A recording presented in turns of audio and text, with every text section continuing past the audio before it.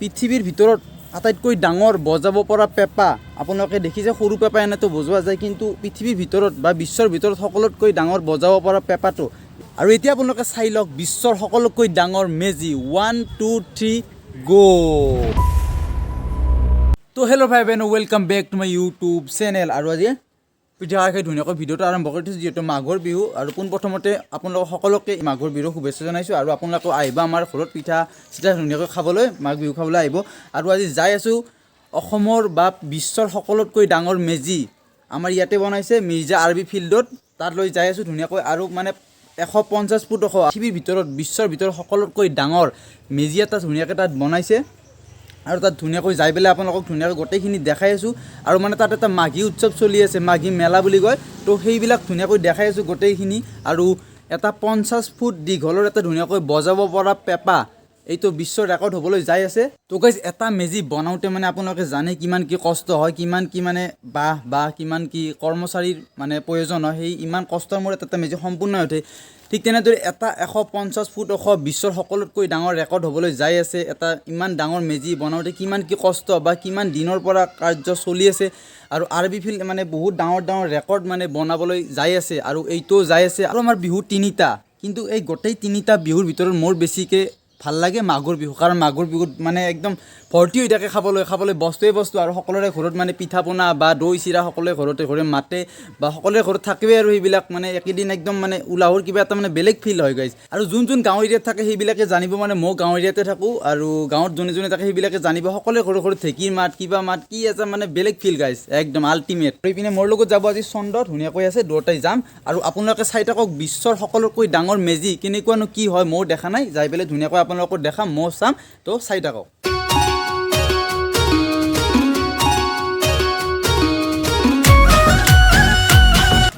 আৰু এতিয়া আমি ফাইনেলি আহি পালোঁ মিৰ্জা আৰবি ফিল্ড আৰু ইয়াতেই বনাই আছে বিশ্বৰ সৰ্ববৃহৎ মেজি আৰু আপোনালোকক দেখাইছোঁ চাই থাকক আৰু ইয়াতে মানে পোনপ্ৰথমতে আপোনালোকে আহিয়ে দেখিব এনেকুৱা এটা মহযুঁজৰ ষ্ট্ৰাকচাৰ লৈ বনোৱা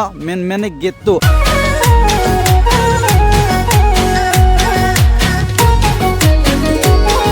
আৰু ইয়াৰে ভিতৰত পোনপ্ৰথমতে সোমাই আহি আপোনালোকে দেখিব এখন এনেকুৱা আদৰ্শ গাঁও মানে এখন আদৰ্শ গাঁও কেনেকুৱা কি থাকে সকলোখিনি ইয়াতে মানে ধুনীয়াকৈ দেখুওৱা হৈছে বনাই পেলাই ধুনীয়াকৈ তামোলৰ গছ মই ভিতৰত গৈ দেখাইছোঁ এখন আদৰ্শ গাঁৱত কেনেকুৱানো কি আছে গোটেইখিনি দেখাই আছোঁ কেনেকুৱা কি থকা দৰকাৰ গোটেইখিনি মানে দাদাহঁতে মানে ধুনীয়াকৈ সজাই পৰাই ধুনীয়াকৈ ৰাখিছে আৰু আপোনালোকক দেখাই আছোঁ এখন আদৰ্শ গাঁৱত কি আছে বা কি থকাটো দৰকাৰ আৰু পোনপ্ৰথমতে ইয়াতে সোমাই আহি আপোনালোকে দেখিব এনেকুৱা এটা চাংঘৰ ধুনীয়াকৈ বনাইছে বাহিৰে আৰু ইয়াতে ধুনীয়াকৈ আছে তামোলৰ গছ আৰু এই তামোলৰ গছবিলাক বহুত বেছি কষ্ট কৰি মানে আনিছে ইয়াতে উঘালি পেলাই আৰু ইয়াতে তামোলৰ গছ আছে বাকী কলগছ আছে সেইপিনে আৰু ইপিনে চাব পাৰে মানে সোমাই আহিয়ে আপোনালোকে দেখিব এনেকুৱা এটা পুখুৰী ধুনীয়াকৈ মানে সজাই পেলাই ৰাখিছে ইয়াতে পানী চানী দিব চাগে ইয়াতে আৰু সেইবিলাক আছে মেটেকা এইবিলাক কচু আছে এখন গাঁৱত মানে যি থাকে সকলোখিনি ইয়াতে মানে একদম সজাই পৰাই ধুনীয়াকৈ ৰাখিছে আৰু ইয়াত চাব পাৰে আমাৰ লাও জিকা কোমোৰা সেইবিলাকৰ মানে এখন চানি হ'ব চাগে ইয়াতে মই মানে ভাবত আৰু এইটো মানে মুখ নালাগিবৰ কাৰণে এনেকুৱা যে দি থৈ দিয়ে আমাক মানে এনেকুৱা এটা সেইটো ধুনীয়াকৈ ইয়াতে দি থৈ দিছে কলগছত কল এইপিনে ধুনীয়াকৈ কলো লাগি আছে কাঁচকল নে কি ধুনীয়াকৈ কল লাগি আছে আৰু এইপিনে আছে ধুনীয়াকৈ এটা ভেলাঘৰ কমপ্লিট হোৱা নাই গোটেই কমপ্লিট হ'ব আৰু এইপিনে আপোনালোকে চাব পাৰে ধুনীয়া এটা খেৰৰে মানে চাংঘৰ আগৰ দিনৰ মানুহবিলাকে মানে কেনেকৈ আছিল আগৰ দিনত খেৰেৰে মানে ঘৰবিলাক এনেকৈ বনাইছিল চাব পাৰে ধুনীয়াকৈ খেৰেৰে বনাইছে মানে আজিকালি টিং পাত লগায় কিন্তু আগৰ দিনৰ মানুহবিলাকে খেৰতে থাকিছিল আহকচোন আমি খেৰৰ ঘৰটোনো কেনেকুৱা কি বনাইছে ধুনীয়াকৈ চাই লওঁ এইবিলাক চাব পাৰে গোটেই বেৰবিলাক মানে বাহিৰে ধুনীয়াকৈ সজাই পৰাই ৰাখিছে আৰু গোটেই ধুনীয়াকৈ মানে এতিয়া ধুনীয়াকৈ বাহিৰে বনাইছে ওপৰৰ এইবিলাক খেৰ চাব পাৰে এইবিলাক ধুনীয়াকৈ খেৰ আৰু এতিয়া ভিতৰৰ ফালে সোমাই যাওঁ কেনেকুৱানো কি ৱাও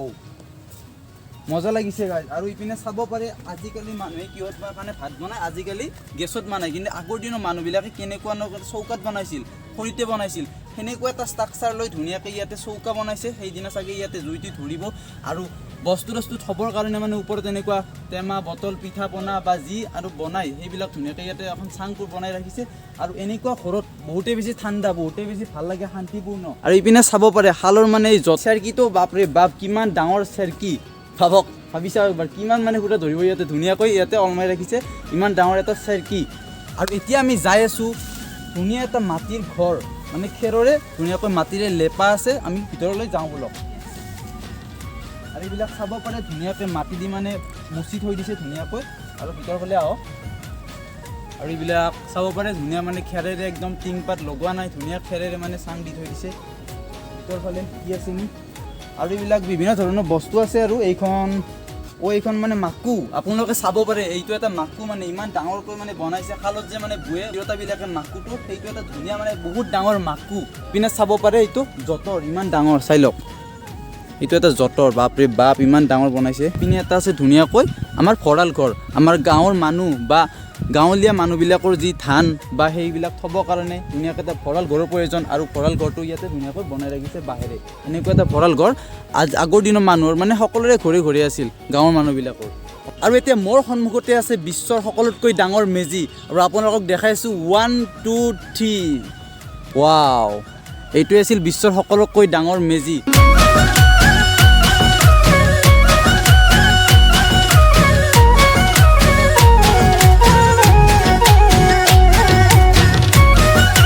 আৰু এই মেজিটোৰ গোটেই চাইড মানে এবাৰ মই ঘূৰি পেলাই আপোনালোকক দেখাই আছোঁ, চাই থাকক, এইবিলাক গোটেই মানে নাৰাৰে বনাইছে একদম মানে ওপৰলৈকে। কিমান কষ্ট আপোনালোকে ভাবি চাওক এবাৰ, আমাৰ এটা সৰু মেজি বনাওঁতে কিমান কি বাঁহৰ প্ৰয়োজন বা কিমান কি খেৰৰ প্ৰয়োজন, কিন্তু ইমান এটা 150 ফুট ওখ মেজি বনোৱাটো ইমান মানে সহজ কথা নহয়। কিন্তু এইটো আমাৰ সহজ কৰি উঠিছে মিৰ্জা আৰ্মি ফিল্ডৰ গোটেই মানে দাদা বা যোন কমিটিত আছে গোটেইকেইটাক চেলিউট জনাইছোঁ যে ইমান এটা ডাঙৰ প্ৰজেক্ট মানে হাতত লোৱা বাবে বা ইমান এটা ডাঙৰ কাম মানে কৰিবলৈ সক্ষম হোৱা বাবে। আৰু এইটো কৰি দেখালে আমাৰ চাই লওক পিছপিনৰ পৰা এবাৰ গোটেই। এইটোৱে আছিলে বিশ্বৰ সকলোতকৈ ডাঙৰ মেজি, আপোনালোকে চালে কেনেকুৱা লাগিলে তাতে কমেণ্ট কৰিব। আৰু এতিয়া দেখাই আছোঁ মানে পৃথিৱীৰ ভিতৰত আটাইতকৈ ডাঙৰ বজাব পৰা পেঁপা। আপোনালোকে দেখিছে সৰু পেঁপা এনেতো বজোৱা যায়, কিন্তু পৃথিৱীৰ ভিতৰত বা বিশ্বৰ ভিতৰত সকলোতকৈ ডাঙৰ বজাব পৰা পেঁপাটো এইপিনে মোৰ ওপৰতে বা মানে মাথাৰ ওপৰতে আছে পেঁপাটো। বহুত বেছি ডাঙৰ প্ৰকাণ্ড মানে 50 ফুট দীঘলৰ এই পেঁপাটো বনাইছে, চাই লওক এবাৰ আপোনালোকে।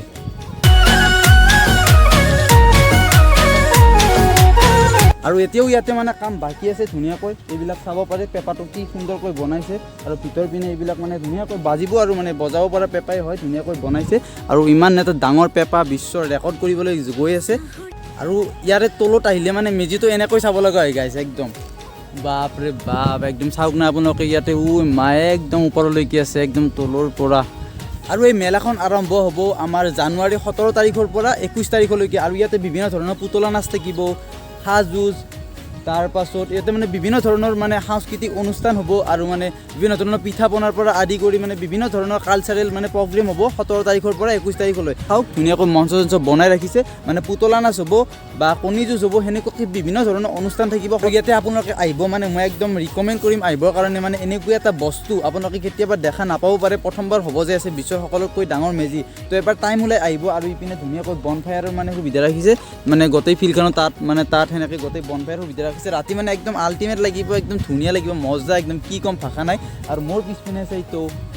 বিশ্বৰ সকলোতকৈ ডাঙৰ মেজি। আৰু ইয়াতে মানে কমিটিৰ কেইজনমান দাদা আছে, আৰু এই দাদাসকলক সুধিম মানে কেনেকুৱা কি এই মানে কাৰ্যটো ল'বলৈ মানে সক্ষম হ'ল, মানে কেনেকৈ কি কৰিলে, সেই গোটেইখিনি এই কমিটিৰ দুজন দাদা আছে, এই দাদাই ধুনীয়াকৈ কৈ দিব। দাদা এই মানে